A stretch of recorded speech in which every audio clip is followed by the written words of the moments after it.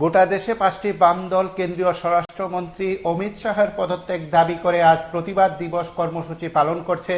রাজ্যেও 5টি বামপন্থী দল এই কর্মসূচি সংগঠিত করেছে। ইতিমধ্যে বেশ কয়েকটি জায়গায় মিছিল, সভা ইত্যাদি কর্মসূচি সংগঠিত হয়েছে, চলছে এবং আগামী কয়েক ঘন্টার মধ্যে আরো বেশ কয়েকটি জায়গায় এই কর্মসূচি সংগঠিত হবে।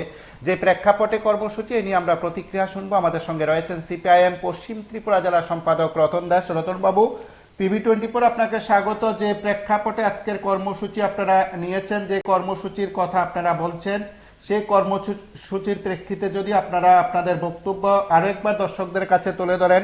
রাজ্যে বিভিন্ন সময় আপনারা বিভিন্ন ইস্যুতে কথা বলছিলেন, বিভিন্ন প্রেক্ষিতে কথা বলছিলেন, বিশেষ করে বাম দলগুলো কেন্দ্রীয় স্বরাষ্ট্রমন্ত্রীর পদত্যাগ দাবি করে কর্মসূচি সংগঠিত করছে। আগরতলা সহ গোটা রাজ্যের কর্মসূচির প্রেক্ষাপটে যদি আপনার প্রতিক্রিয়া ব্যাখ্যা করেন। আবার একটু বলতে হবে, আমি বলছিলাম যে 5টি বাম দল আজ কর্মসূচি ঘোষণা করেছে। সেই কর্মসূচি গোটা দেশে সংগঠিত করার সিদ্ধান্ত নেওয়া হয়েছে। রাজ্যেও কর্মসূচি চলছে। সংসদে দাঁড়িয়ে কেন্দ্রীয় স্বরাষ্ট্রমন্ত্রী অমিত শাহের ডক্টর বি.আর. আম্বেদকর সম্পর্কিত মন্তব্যের প্রতিবাদে আপনাদের কর্মসূচি। আগরতলা সহ অন্যান্য জায়গায় কর্মসূচির প্রেক্ষিতে আপনার কি প্রতিক্রিয়া?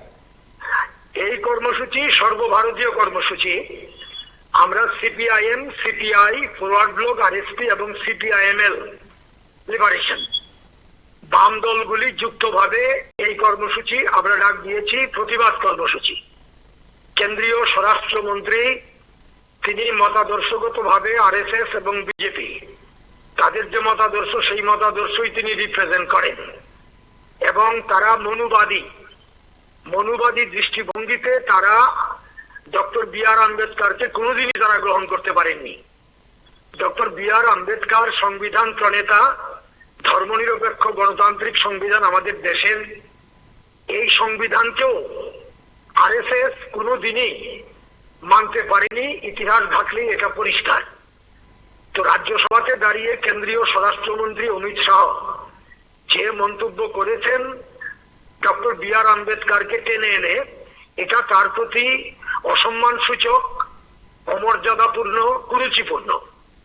আমাদের দাবি হচ্ছে এই মন্তব্য প্রত্যাহার করতে হবে এবং কেন্দ্রীয় স্বরাষ্ট্রমন্ত্রী অমিত শাহকে পদত্যাগ করতে হবে। গোটা দেশে আমরা প্রতিবাদ করছি, ত্রিপুরাতেও আমরা করছি। আমরা এই জন্য মিছিল করব, আমাদের বক্তব্য জনগণের সামনে তুলে ধরব এবং এই প্রসঙ্গে যেটা বলবো, এক দেশ এক ভোট সংবিধান সম্মত নয়। আমাদের সংবিধানে যে ধরনের বিধান রয়েছে, যে নীতিগুলো রয়েছে, এই নীতিগুলির উপরেও আক্রমণ করা হচ্ছে। বিজেপি এখন তো এক দেশ এক ভোট এই তত্ত্ব হাজির করছে, আমরা তার প্রতিবাদ করছি। সামগ্রিকভাবে আমরা আম্বেদকরের অসম্মানের বিরুদ্ধে, এক দেশ এক ভোট যে তত্ত্ব হাজির করছে বিজেপি, তার বিরুদ্ধে আমরা প্রতিবাদ জানাচ্ছি এবং অমিত শাহের পদত্যাগ দাবি করছি। কেন আম্বেদকরকে অসম্মান করা হলো, এই দায়ে, এই বক্তব্যের দায়ে তাকে পদত্যাগ করতে হবে। এই হচ্ছে বাম দলগুলির তরফ থেকে আমাদের বক্তব্য। অবশ্যই, অসংখ্য ধন্যবাদ আপনাকে। আমরা কথা বললাম সিপিআইএম পশ্চিম ত্রিপুরা জেলা সম্পাদক রতন দাসের সঙ্গে। তিনি কর্মসূচির প্রেক্ষাপটে প্রতিক্রিয়া ব্যক্ত করেছেন। রাজ্যের বিভিন্ন জায়গায় 5টি বাম দল সেখানে কর্মসূচি সংগঠিত করছে। যে কর্মসূচি সংগঠিত করা প্রেক্ষিত ইতিমধ্যে সিপিআইএম নেতৃত্ব বলছেন। আপনারা সঙ্গে থাকুন, দেখতে থাকুন টিভি24।